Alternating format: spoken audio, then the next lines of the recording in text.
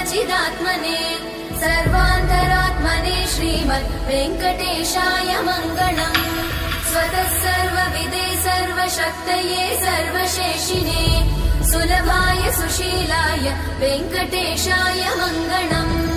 परस्मै ब्रह्मणे पूर्णकामाय परमात्मने प्रयुञ्जे परतत्त्वाय वेङ्कटेशाय मङ्गलम्।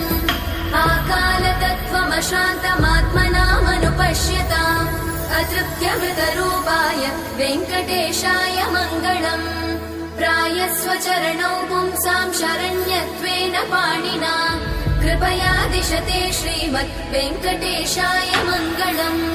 दयामृततरङ्गिण्यास्तरङ्गैरिव शीतलैः अपाङ्गैः सिञ्चते विश्वं वेङ्कटेशाय मङ्गलम्। श्रीनिवास गोविन्द